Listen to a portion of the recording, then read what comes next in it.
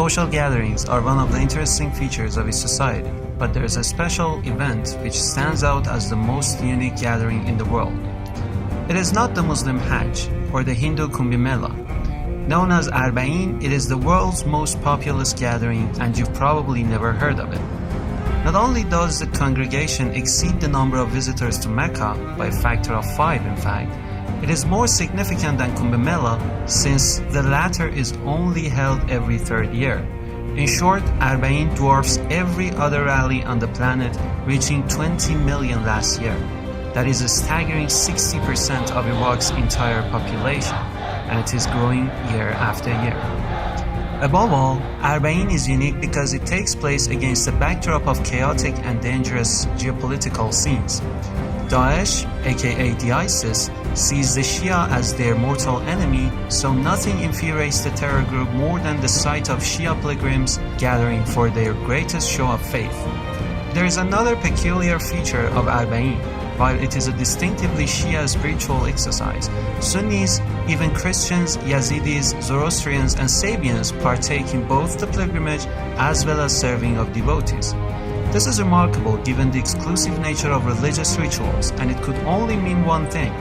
People, regardless of color or creed, see Hussain as a universal, borderless, and meta-religious symbol of freedom and compassion. Who is this Hussain who motivates people to defy all the odds and come out to mourn his death 14 centuries after the fact? 570 AD, Arabian society is fueled with ignorance, with injustice, with tyranny, and with cruelty.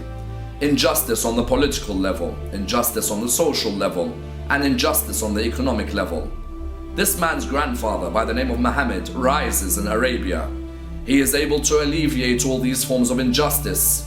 The cruelty is removed. The tyranny has now vanished. He is able to establish principles by which every human being can live, Muslim and non-Muslim alike. 50 years after Muhammad's death, the same ignorance returns. The same injustice is now returned. It's fueled the whole Arabian state. Tyranny everywhere, cruelty everywhere. Racism is now part and parcel of that society. A man must stand. A man must ensure that his grandfather and his message do not die.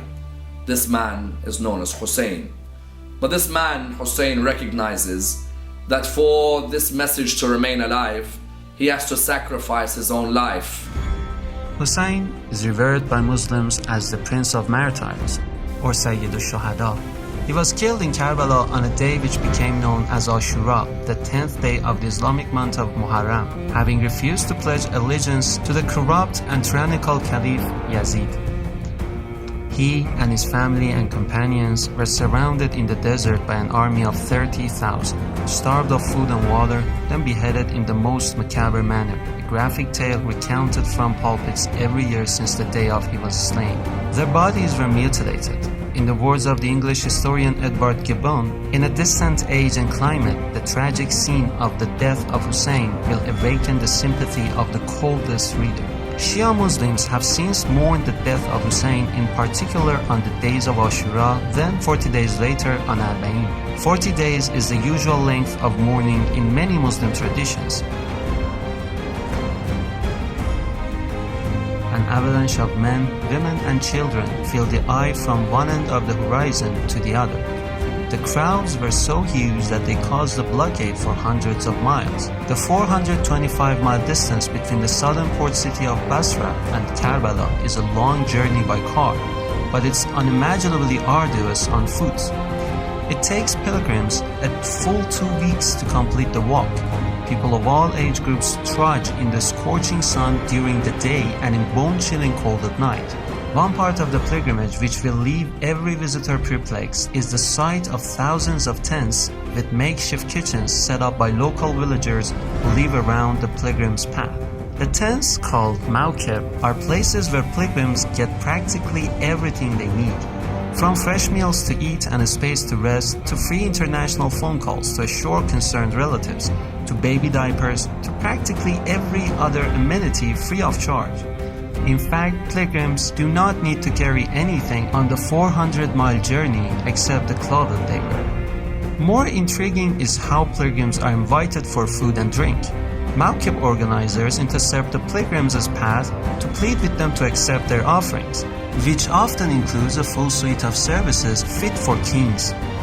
First, you can have a foot massage, then you're offered a delicious hot meal, then you are invited to rest while your clothes are washed, ironed, then returned to you after a nap. All complimentary, of course.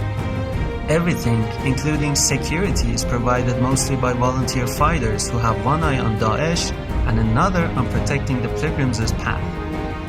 To know what Islam teaches, don't look at the actions of a few hundred barbaric terrorists, but the selfless sacrifices exhibited by millions of Arba'een pilgrims. It isn't easy for an outsider to understand what inspires the pilgrims. You see women carrying children in their arms, old men in wheelchairs, people on crutches, and blind seniors holding walking sticks. Visitors to the shrine of Hussain and his brother Abbas are not driven by emotion alone. They cry being reminded of the atrocious nature of his death, and in doing so, they reaffirm their pledge to his ideals. The first thing that pilgrims do upon reaching his shrine is recite the ziyarah, a sacred text which summarizes the status of Hussain.